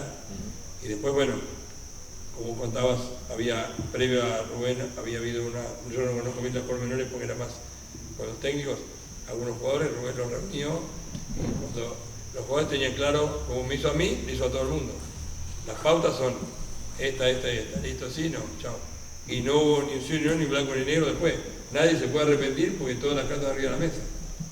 Un dato para remarcar es el Coloquini, que venía suspendido, entrenó casi un mes y pico sin poder jugar, había que aguantarlo, estaba en un león enjaulado. Ustedes lo vieron en la cancha, imagínense entrenando y sin poder jugar. Mencionaste la preparación en Colombia y mencionamos el documental Jugando en el Alma. Ahí cuentan de que llegan a esa preparación algunos jugadores que estaban dentro de la convocatoria, que entran, ven el nivel de intensidad, de exigencia de los entrenamientos y dicen, chao, me voy, yo acá no tengo nada que hacer. No sé si la anécdota es real, pero me acuerdo de haberla escuchado. Y la pregunta es, ¿la exigencia era desde la preparación física o era el nivel de intensidad con el que ese grupo entrenaba?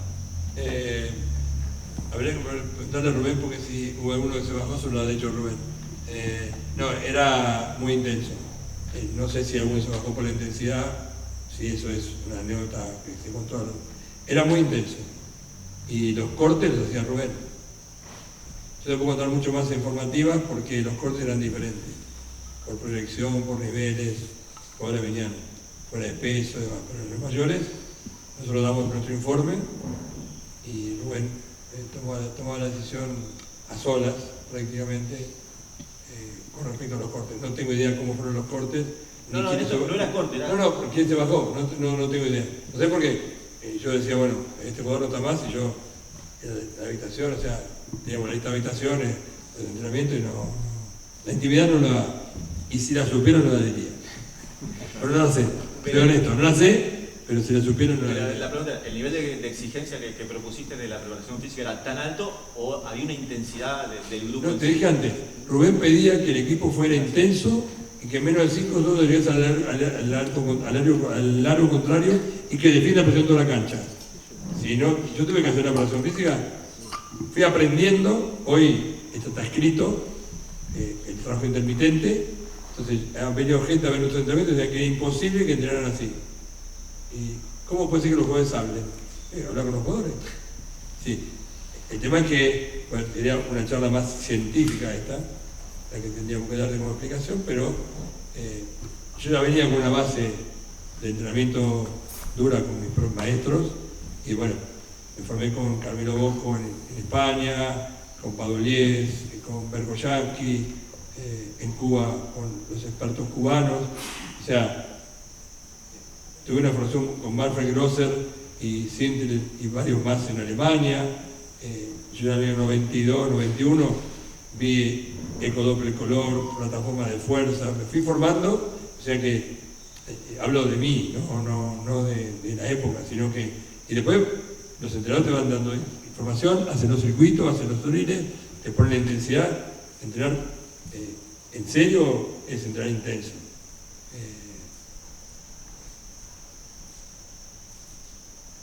Sí, si vos venís a entrenar hoy conmigo, lo mismo. Hoy me decía un chico, dice, pero no paramos nunca, no. Si venís a entrenar, 1 hora es 1 hora, no es media hora y media hora hablamos. Si no, no hay deporte que valga, porque hoy y siempre el que logra, que es mi definición de entrenamiento, que es retardar la aparición de la fatiga. Vos tenés que, si vamos los dos corriendo, rápidamente para que se pueda ver gráficamente, vamos los dos corriendo. ¿Quién es el más resistente? El que más...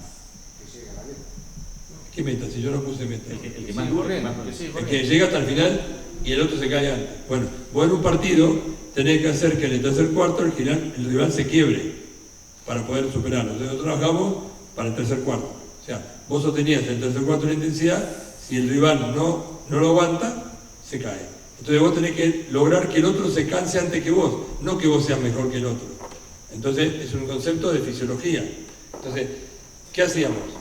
Él marcaba las pautas, cómo quería jugar, y yo tuve que aprender o inventar o adaptarme a la cosa que hacía él, el cuerpo técnico. Después trabajé con otros entrenadores, pero más que nada trabajé no mucho más que eso, ¿no? Porque me sentí identificado con esta intensidad y esta rigurosidad con respecto a qué defender. Eso se veía en el Mundial del 2012, se vio muy claro. Claro. Argentina gana todos los partidos hasta el final y los gana con holgura y marcando diferencias en el segundo tiempo. Buscá, si querés, planear de esa época, a menos de los equipos que yo entrené, Obras, Atenas, el 4-0 con el Boca es determinante, y fíjate qué pasa en los terceros cuartos. Yo esto te lo puedo contar después que pasó. Yo entreno muy intenso, y ahora veo qué pasa en Instagram, los jugadores míos, lo que saltan es porque entrenan salto. Y si entrenas intensidad, entrenas intensidad. Y la frase del millón es: ¿quiénes son los que mejoran? Los que vienen. ¿Quiénes son los que mejoran? Los que entrenan. Y vos tenés que entrenar de Bergoyanqui lo más parecido al juego. Porque si vos entrenás, salís a correr 10 kilómetros, haces 200 kilos de pesa y tirás al aro, no sos jugador de básquet. No te alcanza. Vos tenés que jugar y ser intenso con el básquet. Entonces, yo no mido la intensidad por la cantidad de pelota que perdés. Decime. Pero esa estrategia, ¿quién la fijaba? ¿Mañano? Mañana la táctica, pero la mía es mía. Yo espero que era consensuado. Nunca nadie me dijo lo que tenía que hacer, pero yo sabía lo que iba a hacer él. Claro, para entender, o sea, la estrategia es decir, vos tenés que entrenar para que los jugadores estén enteros en el último cuarto. No, claro, sí.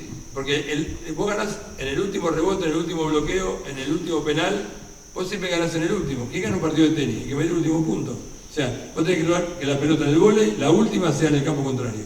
¿O no? Esa es la lógica. Yo entreno con esa lógica, no entreno con la pesa, con el correr, con el saltar. Sino, vos tenés que lograr que el jugador logre bloquear la última pelota y poner al otro campo. Vos tenés que lograr que la última rebote vaya adentro, no afuera. En el básquet, que el último rebote lo agarre vos. Es un concepto muy loco, pero ese es el concepto mío de entrenamiento. Entonces, al jugador le tiene que explicar esto. ¿Por qué entrena así? Hoy, este pibe, te cuento un día de hoy, un chico que alquiló de fútbol, le pongo a hacer un trabajo. Le digo, hace 10 de 10. Hizo una y ya está. No, una no. 10 de 10. ¿Cómo? Si 10 de esto, descansás 10 de otra vez, son 10 veces. Pero son 100, sí, claro. Vos tendrás una vez. Vos tenés que la última pelota tenés que ir al piso y tenés que agarrar. Entonces, pero eso también es, eso yo no lo sabía en ese momento. Escribí en el año 93 un capítulo sobre fortaleza mental, en un libro de psicología. Y creo que lo que mejor hago es aburrirlos con el entrenamiento para que sepan que tienen que persistir a pesar de. Pues si hace divertido es una joda. No conozco entrenamiento divertido. No lo conozco. Yo jugué al handball 18 años y los entrenamientos en esa época te mataban. Era una locura, ¿no? Digo, yo no lo hago eso ahora. Pero era entrenar a morirse. Entonces, cuando mi deportista hoy está cansado, al final del entrenamiento, el tipo cumplió. Si hoy no hizo nada, ¿a qué vino? Si yo lo puedo recuperar, porque vino hecho pelota, pero no que no hizo nada porque está descansado. Entonces el concepto es, hoy no descansás, hoy estamos menos intensos porque ayer llegamos a un punto que hoy tenés que recuperar. Yo tengo chicos de béisbol, nosotros medimos con el radar la velocidad. Cuando cargan, están en 72, 74 millas. Cuando sueltan, tienen 80 millas. Es una línea directa. Vos te pones el radar, agarrás a acompañar a los chicos de bola y medirle cómo rematan. Ponerle pesa, baja la velocidad. Le soltás, no te digo que en pleno campeonato hagas pesa super máximo. Entonces, pero es un concepto de decir, cómo yo te pongo el hombro, vos que sos del vóley te doy. Yo lo pongo con 2 pelotas en la pared. Me caso los hombros, ¿sí? Hasta que se le caen los brazos. Después lo pongo con la pesita hacia el hombro, de acá a acá. Entonces llega un momento que la memoria del codo no baja nunca acá. Entonces vos haces esto y cuando haces esto, el hombro lo tenés acá, no se te cabe acá. Ya está listo. Pero tenés que hacerlo 200 veces, 200.000 veces. Entonces esa capacidad de sostener los brazos arriba te hace agarrar el rebote, te hace agarrar el bloqueo, no tenés que hacer un esfuerzo extra.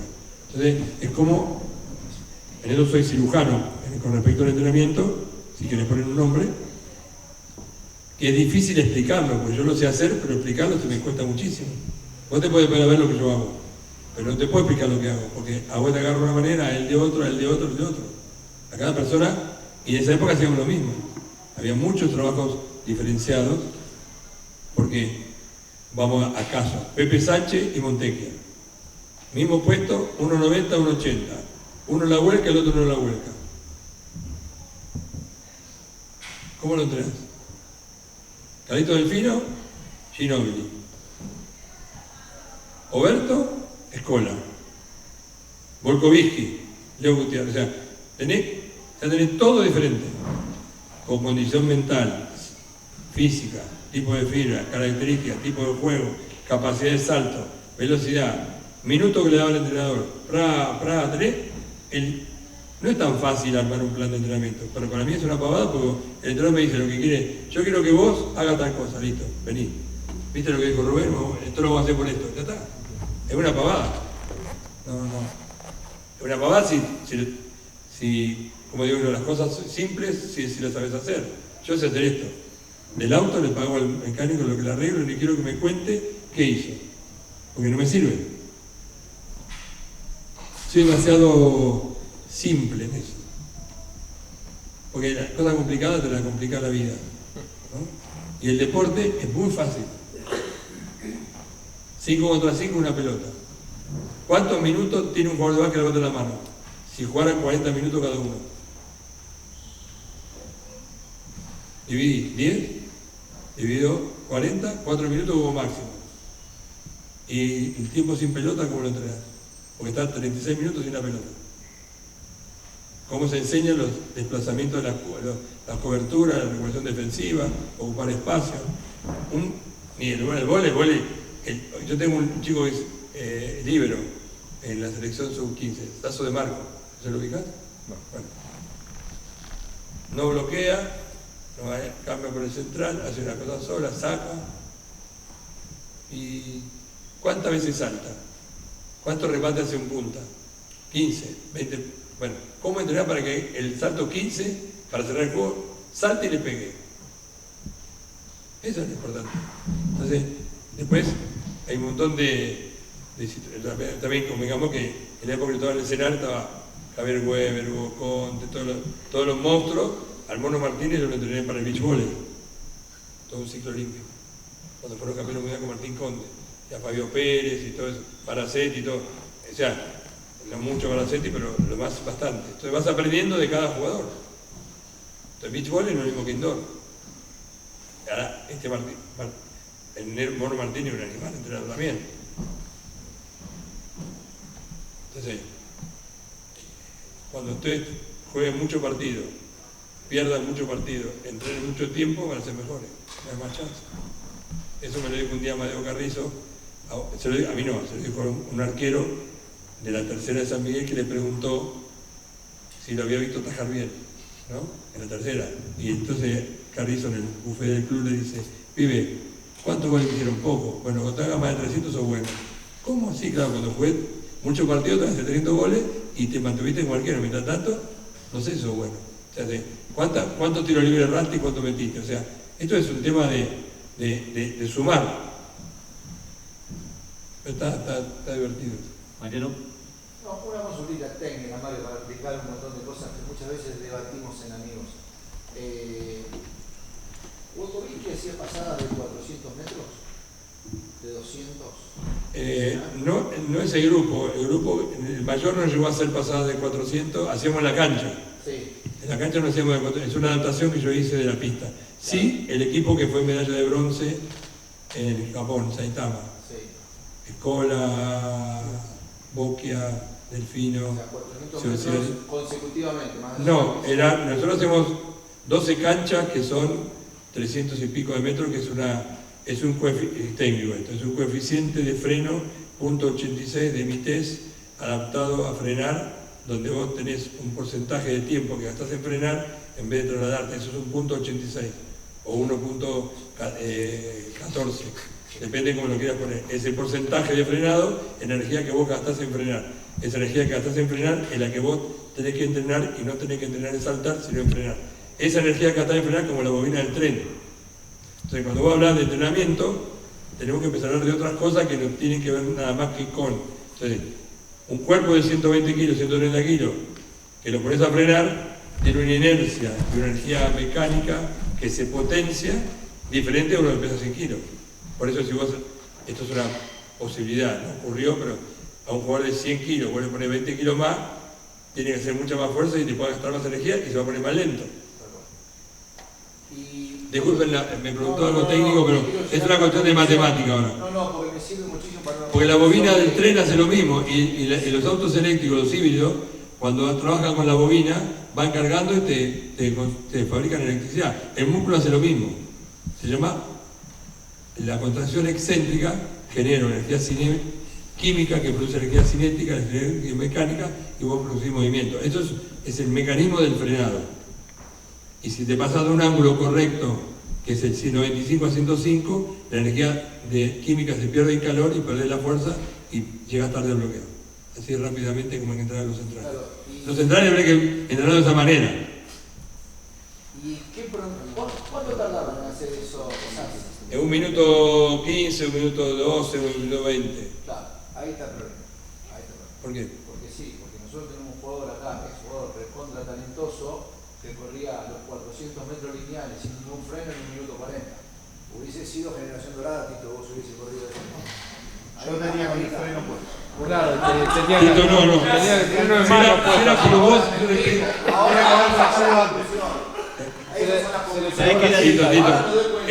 Juan pesaba, por todo lo que dijiste, pesaba como todos los de la generación, más de 100. Claro, Escuchá, ¿por qué no fue medalla de oro? Mariano es injusto porque la pista es distinta. Era otro piso era. Tito, a vos no te pusieron la homocinética, a vos tenés que haber toda la homocinética para frenar sin gasto. No había, María Juana no había. Pero el talento estaba, nos faltó eso. No, igual te digo, cuando jugábamos con Pepe Sánchez y todo, cuando venía a hacer Calaro no lo hacían porque quedaban abajo en la tribuna. Claro, sí. No nos enseñaban algunas cosas, pero lo frenamos. Sí. Bueno, varios pasaron por eso. Sí. ¿Alguna pregunta? A ver, ¿quién se anima? Che, disculpe que me tuve que meter en los técnicos y a ver que era por ti, decía que con una pizza arreglábamos todo. Con la pizza arreglábamos todo. Esperá, Vamos a hacer un intercambio. Vení, vení. No, no. ¿Estamos desviando o no? Estamos a punto. Sí, ¿Alguien, alguna pregunta? Yo quería preguntarle, cuando se empezó la NBA acá en la Argentina, ¿cambió algo la forma de entrenar, los objetivos? ¿Sirvió para algo? Cuando los jugadores nuestros fueron a la NBA. No, cuando se empezó a ver los partidos de NBA en el país. No, acá el cambio se produce con la llegada de americanos buenos, con buenos salarios, y que los entrenadores empezaron a profesionalizar, que la liga se empezó a fortalecer porque se hizo más federal, porque hubo capacitaciones. La NBA por supuesto también te ayuda, pero la venida en la época de la vaca flaca en Argentina, los americanos que venían no eran tan buenos, entonces vos bajás el nivel, porque la confrontación, el choque, nuestra canción dorada también es buena, porque todos los jugadores jugaban en el exterior y ya jugaban con esos jugadores al ritmo también durante el año. O sea, uno hacía lo suyo, pero los jugadores durante el año jugaban contra Bodiroga, contra Tim Duncan, contra Allen Iverson, o sea, ya jugaban contra ellos. Entonces, el deporte de competición es una cinchada. Vos tirás de un lado y yo tiro del otro. Si no hay cinchada, no hay entrenamiento. Hay tirada por un solo lado. Entonces, cuando vos tenés todo malo, todo bueno, no es bueno. O sea, por eso la NBA lo que tiene de bueno es que el último elige primero, porque si no, ganarían siempre lo mismo. Acá con el Real Madrid, con el Barcelona. En España, ahora el Atlético de Madrid, pero después todo lo demás está todo abajo. Acá River, Boca, ahora se emparejó bastante, ¿no? Pero el que tiene más plata, entonces me parece que acá es la profesionalización de los entrenadores, la llegada de americanos buenos, después de 3 pasaron a 2, o sea, también después la formación de los juveniles, la época de Rubén ya venía con la formación previa de Vecchio y de Lamas, en la formación de los juveniles, que son los que llegaron a la generación dorada. Después se siguió un tiempo, después por falta de dinero en Argentina se cortó eso y volvió ahora otra vez. O sea, también hay oleadas, ¿no? Pero, la tormenta perfecta. La tormenta perfecta. Yo creo también, sí, a mí coyunturalmente estuve en el momento indicado con la gente correcta, ¿verdad? Pero para eso también hice muchas cosas antes. Si no, no llegás a ese lugar. O sea, uno tiene que estar preparado, eso para los que están entrenando. Usted tiene que estar preparado cuando yo te diga entrar. Si vos no entrenás porque te pones poco, el día que te dice que entrar, no entrenaste y sos un perro, con todo lo que es bueno que son los perros, te va a sacar. Si vos no entrás y te considerás bueno y entrenás, el día que te ponen, haces 20 puntos y lo que podría haber sido un perro porque no entrenaste te convertís en un fenómeno. Pero eso es siempre responsabilidad de uno. Entonces, el tema es el entrenamiento silencioso. Todo lo que yo estudié, ¿me sirvió para algo? Sí, claro, pero yo no le dije a nadie, yo estudio porque un día quiero ser campeón olímpico. Yo estudio porque me gusta estudiar. Te tienes que entrenar porque te gusta entrenar. Y te gusta jugar al básquet, te gusta el vóley, jugá. Ahora, si te pones, bueno, cambiate de club. Esto también es un tema interesante ahora porque hay mucho lío con estos entrenadores, hoy en día con el tema de la exigencia, pero el jugador, yo siempre digo a mis chicos, a los que vienen conmigo, vos entrenás para vos. El entrenador va a cambiar de club, vos tenés que cambiar de club, pero si vos no mejorás y te enoja el entrenador, perdiste, porque el entrenador se va a ir. Vos vas a crecer. ¿Y qué va a hacer? Va a ser uno que se perdió la oportunidad de entrenar. Vos tenés que entrenar. Yo creo que la confrontación hizo bastante y después, bueno, como dijo él, la tormenta perfecta. No lo dije yo, lo dijo Luis Alberto después. ¿Ah, sí? Sí. Eso no lo escuché. Él habla de que se da una tormenta perfecta para que pase lo que pasó también. Claro, pero él se fue a los 15 años de Europa solo a una segunda división a formarse. Incluso pasa que la liga juega una temporada, hay una temporada de la liga que se juega 48 minutos, con planteles cortos, entonces los juveniles tienen que tener mucha participación en esa liga, y los juveniles son Victoriano, Escola, Gino. Claro, pero igual yo creo que los juveniles no se arreglan con una liga ni con un año. El juvenil nace no del mini, sino ya de la categoría formativa. El mini tiene que ser más recreativo y más debería cambiar la historia del mini, no soy quien, pero yo lo veo de la motricidad. Me parece que la formativa tiene un rol de 4 o 5 años que cuando llegan a 16, 17 años no tienen que llegar ni debris, ni individual, de táctica individual. La lectura de juegos, un tema para hacer una conferencia de 18 horas, porque no le enseña a tomar decisiones, le enseña a hacer drills. Entonces, La toma de decisiones se consigue tomando decisiones. Y para que tome decisiones tiene que arriesgar. Y hoy no arriesgan porque tienen miedo o lo hacen muy conductista o lo hacen muy estructurado. Y la chica tiene que jugar. Y cuando juega, toma decisiones. Y me parece didácticamente, que es un poco lo que en el club estamos intentando pregonar algunas cosas, que es difícil. ¿Por qué? Porque el formateado de los formadores viene de una manera diferente. Entonces estos pibes que vos hablás jugaban. Y yo creo que el jugar es lo que te cambia, ¿no? ¿Alguna pregunta? ¿Alguien que se quiera sacarse alguna duda? Mario, para ir cerrando, entonces la última. Cuando lo mirás en retrospectiva, tuviste la oportunidad ahora de juntarte con toda la generación dorada en el festejo por los 20 años de la medalla de Atenas 2004. ¿Qué sentís de haber sido parte de ese proceso? ¿Fue un privilegio? ¿Fue un premio? No quisiera decir un objetivo, porque no estamos hablando que fue un objetivo en tu vida. ¿Qué fue para vos ese momento? ¿El de los 20 años o el 2004? No, haber sido parte de ese proceso. Y haber sido parte del proceso es una felicidad tremenda. Poner la vara muy alta, a mis hijos se les puso la vara muy alta con respecto a algunas cosas. Pero para mí no, es un orgullo, una felicidad, una satisfacción, porque a medida que pasan los años uno va sintiendo el reconocimiento y va dimensionando el logro, el esfuerzo, y que a nosotros nos pareció muy fácil porque lo hicimos. Entonces, si vos me contás si me costó algo, no. Fue muy fácil hacerlo contado en retrospectiva. Seguramente en ese momento tenía que sentarme a reflexionar cómo fue el viaje tal, el hotel, el avión, el viaje tal, ¿no? No teníamos las pelotas, no estaba esto. Todo lo que tuvo que inventar porque no había. Nosotros construimos la historia, el resultado. Para mí, yo construí mi modelo de entrenamiento desde las carencias, no de lo que había. Entonces, esa carencia también te hizo ejercitar mucho más la creatividad, y hoy creo que la experiencia que yo tengo en el backup, no solamente con el básquet, sino en todos los lugares que estuve más o menos en esa época, me generó esa capacidad de ser disruptivo, ¿no? Pero creo que una palabra sería orgullo por un lado y felicidad por otro. Además, es una emoción que no la podés modificar porque está muy, muy adentro, y ver en otros lo que pasó en sus vidas y uno haberse sentido parte o ser parte de esa vida en algún momento de su vida, como pinceladas, más o menos en algunos, más otros que no tuvieron, es la satisfacción del deber cumplido como docente. Me parece que duermo muy tranquilo, no tengo nada ni que recriminar ni recriminar a los otros, y una tranquilidad total. Si vos me decís a mí algo, no tengo nada ni para arrepentirme ni para que faltó, sino que paz. ¿Le damos un aplauso a Mario? Y antes de terminar la charla, Tito, los dejo a Tito y a Mario que van a intercambiar. Prepárate, senta. Gracias. Gracias por estar. Bueno. Estamos muy contentos. Contentos los chicos. Muy bien. Tenelo ahí.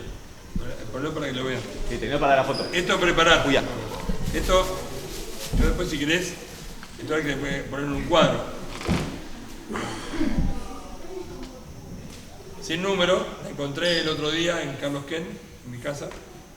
Y para que uno la ponga en un cuadro, después te la firmo y que tengan el recuerdo de no sé si habrá muchas más porque la encontré, está limpita, mira, sin usar, no tiene nada. Así que la encontré en un halcón de los recuerdos. Pónganse más en el centro y hacemos la foto. Tendría que ser al revés. El banderín para Mario y la... Sí, ahí está. Está bien. Ponete la, Tito. No le entra, los 130 no. Acá. Perfecto. Marce, vení. Vení que está Marcelo. Vení que ahora vamos a invitar a todos los chicos. Saca uno. Nacho. Nacho, Nancy. No, venga. Nancy está, ¿dónde está Nancy? Individual, de táctica individual, la lectura de juegos, un tema para hacer una conferencia de 18 horas, porque no le enseña a tomar decisiones, le enseña a hacer drills. Entonces, la toma de decisiones se consigue tomando decisiones. Y para que tome decisiones tiene que arriesgar. Y hoy no arriesgan porque tienen miedo o lo hacen muy conductista o lo hacen muy estructurado. Y el chico la chica tiene que jugar. Y cuando juega, toma decisiones. Y me parece didácticamente, que es un poco lo que en el club estamos intentando pregonar algunas cosas, que es difícil, ¿por qué? Porque el formateado de los formadores viene de una manera diferente. Entonces estos pibes que vos hablás, jugaban. Y yo creo que el jugar es lo que te cambia, ¿no? ¿Alguna pregunta? ¿Alguien que se quiera sacarse alguna duda? Vale, para ir cerrando, entonces la última. Cuando lo mirás en retrospectiva, tuviste la oportunidad ahora de juntarte con toda la generación dorada en el festejo por los 20 años de la medalla de Atenas 2004. ¿Qué sentís de haber sido parte de ese proceso? ¿Fue un privilegio? ¿Fue un premio? ¿Fue, no quisiera decir un objetivo, porque no estamos hablando que fue un objetivo en tu vida? ¿Qué fue para vos ese momento? ¿El de los 20 años o el 2004? No, haber sido parte de ese proceso. Y haber sido parte del proceso es una felicidad tremenda. Poner la vara muy alta, a mis hijos se les puso la vara muy alta con respecto a algunas cosas. Pero para mí no, es un orgullo, una felicidad, una satisfacción, porque a medida que pasan los años uno va sintiendo el reconocimiento y va dimensionando el logro, el esfuerzo, y que a nosotros nos pareció muy fácil porque lo hicimos. Entonces, si vos me contás si me costó algo, no. Fue muy fácil hacerlo contado en retrospectiva. Seguramente en ese momento tenía que sentarme a reflexionar cómo fue el viaje tal, el hotel, el avión, el viaje tal, ¿no? No teníamos la pelota, no estaba esto. Todo lo que tuvo que inventar porque no había. Nosotros construimos la historia, el resultado. Para mí, yo construí mi modelo de entrenamiento desde las carencias, no de lo que había. Entonces, esa carencia también te hizo ejercitar mucho más la creatividad, y hoy creo que la experiencia que yo tengo en el backup, no solamente con el básquet, sino en todos los lugares que estuve más o menos en esa época, me generó esa capacidad de ser disruptivo, ¿no? Pero creo que una palabra sería orgullo por un lado y felicidad por otro. Además, es una emoción que no la podés modificar porque está muy, muy adentro, y ver en otros lo que pasó en sus vidas y uno haberse sentido parte o ser parte de esa vida en algún momento de su vida, como pinceladas, más o menos en algunos, más otros que no tuvieron, es la satisfacción del deber cumplido como docente. Me parece que duermo muy tranquilo, no tengo nada ni que recriminar ni recriminar a los otros, y una tranquilidad total. Si vos me decís a mí algo, no tengo nada ni para arrepentirme ni para que faltó, sino que paz. Le damos un aplauso a Mario. Y antes de terminar la charla, Tito, los dejo a Tito y a Mario que van a intercambiar. Prepárate, senta. Gracias. Gracias por estar. Bueno. Estamos muy contentos. Contentos los chicos. Muy presentes. Muy bien. Tenelo ahí. Ponlo para que lo vean. Sí, tenía para la foto. Esto prepará. Uy, ya. Esto, yo después si querés, esto hay que poner en un cuadro. Sin número, la encontré el otro día en Carlos Ken, en mi casa, y para que uno la ponga en un cuadro, después te la firmo, y que tengan el recuerdo de la... No sé si habrá muchas más porque la encontré, está listita, mirá, sin usar, no tiene nada. Así que la encontré en un halcón de los recuerdos. Pónganse más en el centro y hacemos la foto. Tendría que ser al revés. El banderín para Mario y la... Sí, ahí está. Está bien. Ponete la, Tito. No le entra, los 130 no. Acá. Perfecto. Marce, vení. Vení que está Marcelo. Vení que ahora vamos a invitar a todos los chicos. Saca uno. Nacho. Nacho. Nancy. No, venga. Nancy está, ¿dónde está Nancy?